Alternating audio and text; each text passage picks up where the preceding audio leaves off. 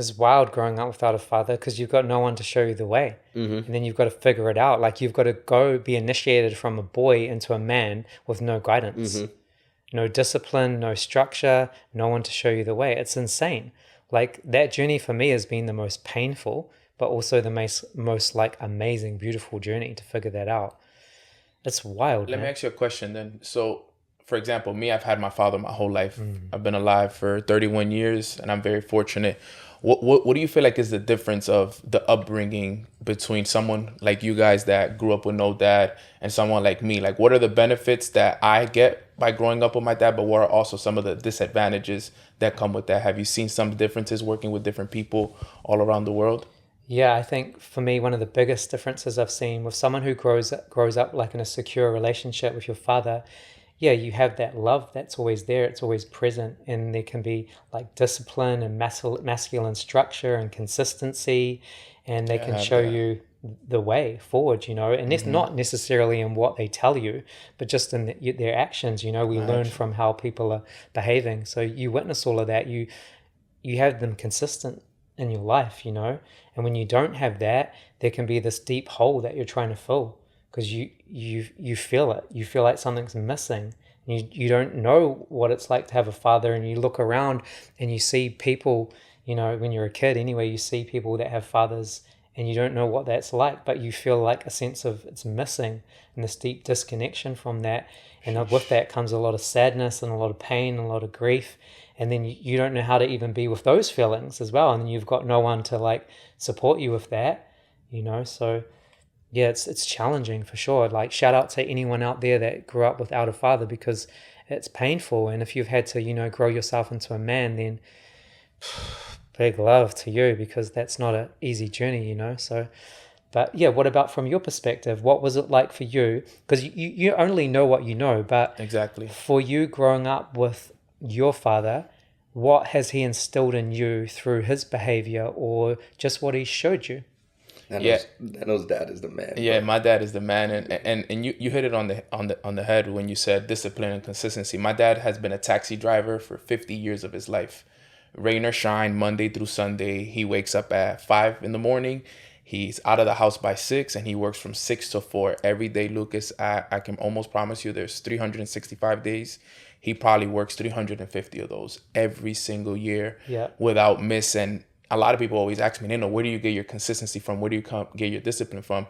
And a lot of the times my answer is my dad. Mm. Growing up subconsciously, watching him wake up every single day and go to work and not make an excuse. And every day he would always leave me money on the table. Like there was never a time that I didn't wake up and that money wasn't on the table. Mm. Every morning I had, and it's funny because as I got older, the money increased. It started with $3, then 5, then 10, then it was Mm. $20 when I was in high school. So every day, but it was just that consistency. And now in business and Mm. and life and just in general, that those things are installed in me subconsciously. Like I don't Mm. know anything else. So I'm actually very grateful for my dad. Like if it wasn't for my dad teaching me that, it Mm. has helped me so much in business and life and just everything that I'm doing today. So I'm actually very grateful for my dad. Mm. But I just see how different it is. And going back to the pain, I feel like a lot of successful people that I see though that grew up without a dad, they're able to use that pain and turn it into purpose though. Yeah, you can transform it into Mm-hmm. purpose 100%. Well, you either go one way or the other, right? A lot of people Exactly. use it to self-destruct and then they fall into like addiction and different things like that, and just go down that path. Or you turn it into purpose, Exactly. so you can. It's how you harness it and how you work with it. And Mm-hmm. ultimately, if you're willing to grow through it, Yeah. Shout it's out to challenging. Yeah. dad. Yeah. But that consistency piece and the discipline is huge because I didn't grow up with that. So for me, I lacked discipline and I lacked consistency and I lacked structure. So I that doesn't lead quit to everything I success. started. Yeah. When I hear that, I was like, I was missing those in my household as well. And it's interesting now being a dad because there was no example of how to be a father. So for me, it's such a trippy experience now that I'm leading these little humans for the You rest are. of their lives, Mm. and it's just based off of instinct. Fortunately, I do have examples of like other really cool dads out there. You feel me? Some of my homies. You're doing a great job, though, bro. I see you. Thanks, man. I Doing a really appreciate good it. I job. Can I take a ask you lot a of pride in question it. on that? Yeah. What do you think the number one challenge is for like new fathers out there that maybe either, well, let's say they didn't grow up with a father Yeah. and now they're a father themselves Yeah. and they're just having to figure it out? Few things come to mind, honestly. The first thing is it's so easy to not do it. It's being a dad is hard, man. It's a decision that you make every day. No one cares about whether or not you're tired from work. No one cares whether or not you're anxious. No one cares if you're depressed. No, you just got to show up. You got to protect and you got to provide, man. And providing doesn't just mean from a financial perspective. You got to provide that security for them.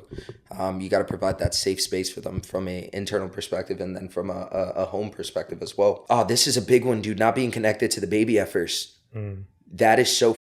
Like, nobody warns you for that. At least that happened to me. Some of my homies, they were like, nah, that didn't happen to me. But for me, it was like, okay, my wife was immediately connected to this child. She's growing this child inside of her womb. And I meet this child, and now this child is just crying and keeping me awake. And my whole life just shifted, dude. Now, and like everything depends on you. And it's just like kind of like a survival, like keep this baby alive. And the second one, I didn't have that issue, but my first child, it was like I didn't connect with my daughter until she was like a month or two old. And I remember when it happened, I was alone with her inside of my living room. And oh my God, bro, like I became, that's where I learned to love again, having my daughter. Do you think it was the stress and the pressure and everything that was stopping that like disconnection? No, I think it's such a radical change. Yeah. Like from 1 minute, dude, I've lived selfishly for so many years, and like I wake up when I want to wake up, and I go where it is that I want to go, and like I don't.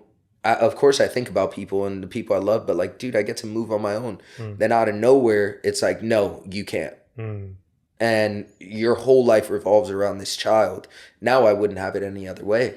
And it gives a whole new definition to a whole new life, right? But in the beginning, it's like, bro, identity crisis. Like I've gone through identity crisis multiple times inside of my life, and that was one of them. Like, it's like, dude, do I want to be a dad? Like that a lot of dads don't talk about. Like, do I want to be a dad, man? Like, this isn't what I thought it was going to be. Then you get into the relationship with your significant other, your wife. Hopefully, it's your wife, man, and like.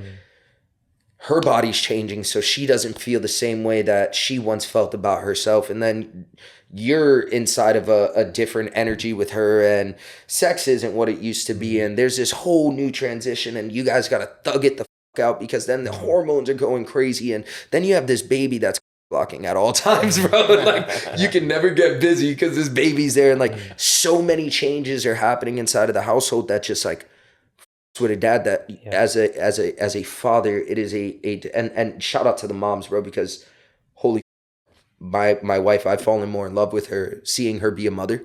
She's a superhero, bro. I don't know how she deals with half the that she deals with, and lets me fully submerge in what it is that I pursue.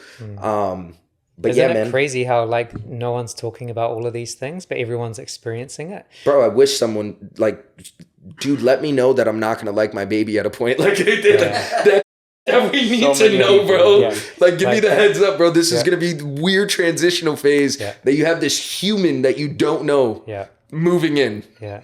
You just got to figure it out, because like if you knew in the moment, you're like, oh, okay, we're in this chapter. Cool.